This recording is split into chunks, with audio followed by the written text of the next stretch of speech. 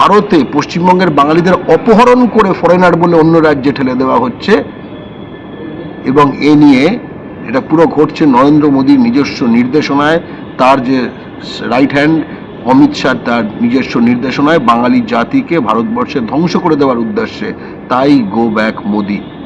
খুব স্পষ্টত, আপনি যদি বাঙালির সন্তান হন ভারতবর্ষে, আপনার ধমনীতে যদি ক্ষুদিরাম বসুর রক্ত, চিত্তরঞ্জন দাসের রক্ত, সুভাষচন্দ্র বসুর রক্ত, রবীন্দ্র নজরুলের রক্ত যদি বহমান হয়, তাহলে আমার সঙ্গে আপনিও গলা তুলে বলুন, গো ব্যাক মোদি। বাংলার মাটিতে কোনো বাঙালির শত্রুর ঠাঁই নাই। জয় বাংলা।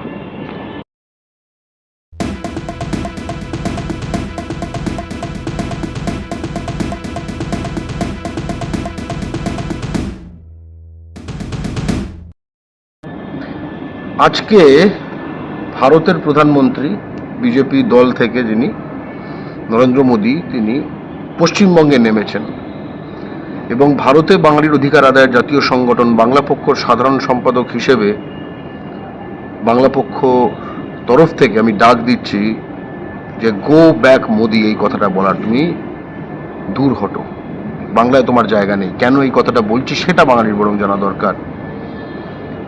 প্রধানমন্ত্রী নরেন্দ্র মোদীর প্রধানমন্ত্রিত্বকালে পশ্চিমবঙ্গের বাঙালিকে হিন্দু মুসলমান নির্বিশেষে ভারতে বিজেপি শাসিত রাজ্যগুলিতে বাংলাদেশি বলে অকথ্য অত্যাচার করা হচ্ছে এবং সেই অত্যাচার পর্যায়ক্রমে বাড়ছে এবং সে সম্বন্ধে নরেন্দ্র মোদী একটুও মুখ খোলেননি। মুখ খোলা তো দূরের কথা, এগুলো তাদের নির্দেশে হচ্ছে, কারণ তারা পশ্চিমবঙ্গের বাঙালি জাতিকে ভারতবর্ষে একদম কোণঠাসা করে আসলে ধ্বংস করে দিতে চান।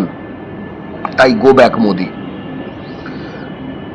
হুগলির চুঁচড়োর দেবাশিস দাস, হিন্দু বাঙালি ছেলে, সে আসামে গেছিল একখানা কাজে, এই সপ্তাহখানেক আগে।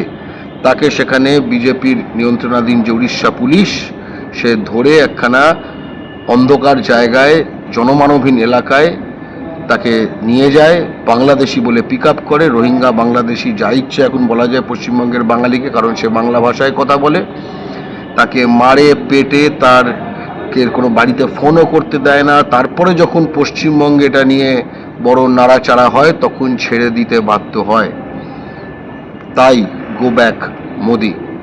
মোদির নিজের রাজ্যে গুজরাটে, যেখানে অনেক বাঙালি স্বর্ণকার কাজ করেন, সোনার কাজে, সেখানে মা সারদা হিন্দু হোটেল থেকে শুরু করে বিভিন্ন জায়গায় গুজরাট পুলিশ রেড করেছে বাংলাদেশি খুঁজতে, রোহিঙ্গা খুঁজতে, এবং অকথ্য অত্যাচার চালিয়েছে। অর্থাৎ গুজরাটের মাটিতে, নরেন্দ্র মোদীর নিজের রাজ্যের মাটিতে সুভাষচন্দ্র বসু এবং ক্ষুদিরাম বসুর মাতৃভাষায় লেখা সাইনবোর্ড থাকলে এখন আপনি ফরেনার বলে দিচ্ছে নরেন্দ্র মোদীর রাজ্যের পুলিশ। তাই জন্য গো ব্যাক মোদি। আরতি ঘোষ কোচবিহারের, এবং আরো হাজারো নাম, উত্তম ব্রজবাসী, সেও কোচবিহারের, তাকে বিজেপি নেতৃত্বাধীন আসামের সরকার ফরেনার বলে ঘোষণা করেছে এবং তাদেরকে চিঠি পাঠিয়েছে যে তোমরা চলে যাও, সারেন্ডার করো এশিয়ার বৃহত্তম ডিটেনশন ক্যাম্পে, তারপরে সেখান থেকে ডিটেইন করে তারপরে তোমাদের বাংলাদেশে পাঠিয়ে দেওয়া হবে।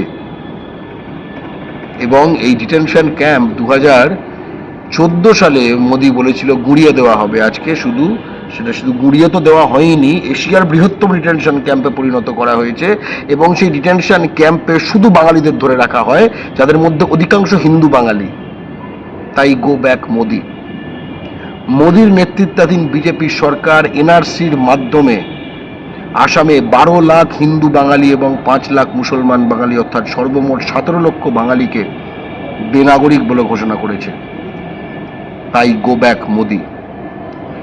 নরেন্দ্র মোদীর প্রধানমন্ত্রিত্বকালে বাঙালি, পশ্চিমবঙ্গের বাঙালি, সুভাষ বসুর জাতি বাঙালি ইকুয়াল টু ফরেনার, এই ঘৃণাটি, এমনিতেই এইসব এলাকায় প্রচণ্ড বাঙালি ঘৃণা ছিল, এই ঘৃণাটি এমনভাবে ছড়িয়ে দেওয়া হয়েছে যে বাঙালিকে এখন উড়িষ্যায়, গুজরাটে, রাজস্থানে, হরিয়ানায়, মহারাষ্ট্রে, দিল্লিতে, ইউপিতে,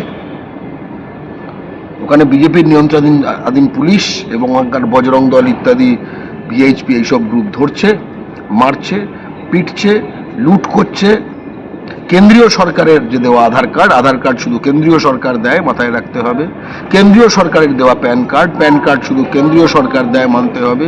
কেন্দ্রীয় সরকারের ইলেকশন কমিশনের দেওয়া ভোটার কার্ড, বুঝতে হবে যেটা শুধু ইলেকশন কমিশন দেয়, সেগুলোকে বলছে এগুলোর কোনো ভ্যালু নেই।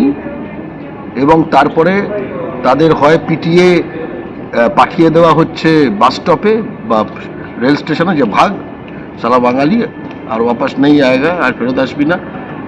অথবা পুলিশের কাছে একদম ইনডেফিনিটলি কেস না দিয়ে রেখে দেওয়া হচ্ছে, কারণ কেস দিলে তো একটা কোনো অভিযোগ জানাতে হয়, অভিযোগ জানালে অভিযোগটা প্রমাণ করতে হয়। কিন্তু পিচমোড়া করে যদি বেঁধে রেখে দেওয়া যায়, টর্চার করে দেওয়া হয়, তাদের থেকে পয়সা বার করা হচ্ছে। এবং কোর্টে যখন মুভ করছে তখন ছেড়ে দেওয়া হচ্ছে। এমনকি কিছু কিছু ক্ষেত্রে পশ্চিমবঙ্গের বাঙালি, হয় তারা পূর্ব বর্ধমান জেলার, নয়তো তারা মুর্শিদাবাদ জেলার, বিভিন্ন জেলার, তাদেরকে একদম এই বিজেপি শাসিত রাজ্যের পুলিশ ট্রান্সফার করেছে বিএসএফ এর কাছে। তারপরে ত্রিপুরার আখাউড়া বর্ডার থেকে তাদের পুশ ইন করা হয়েছে বাংলাদেশে। পূর্ব বর্ধমানের লোক, সে বাংলাদেশের জানে না, এবং তারপরে যখন কেস করে বোঝা যাচ্ছে সে আসলে ভারতীয়, তখন বিএসএফ তাকে ফেরত নিতে বাধ্য করেছে। অর্থাৎ এই পুরো প্রক্রিয়ায় আসলে ভারতে পশ্চিমবঙ্গের বাঙালিদের অপহরণ করে ফরেনার বলে অন্য রাজ্যে ঠেলে দেওয়া হচ্ছে। এবং এ নিয়ে এটা পুরো ঘটছে নরেন্দ্র মোদীর নিজস্ব নির্দেশনায়, তার যে রাইট হ্যান্ড অমিত শাহ, তার নিজস্ব নির্দেশনায় বাঙালি জাতিকে ভারতবর্ষে ধ্বংস করে দেওয়ার উদ্দেশ্যে। তাই গো ব্যাক মোদি। খুব স্পষ্টত, আপনি যদি বাঙালির সন্তান হন ভারতবর্ষে, আপনার ধমনীতে যদি ক্ষুদিরাম বসুর রক্ত, চিত্তরঞ্জন দাসের রক্ত, সুভাষচন্দ্র বসুর রক্ত, রবীন্দ্র নজরুলের রক্ত যদি বহমান হয়, তাহলে আমার সঙ্গে আপনিও গলা তুলে বলুন, গো ব্যাক মোদি। বাংলার মাটিতে কোনো বাঙালির শত্রুর ঠাঁই নাই। জয় বাংলা। আপনারা দেখছেন আওয়াজ, রোজকারের হক কথা। ফর মোর আপডেটস অ্যাবাউট আওয়াজ, please subscribe our YouTube channel.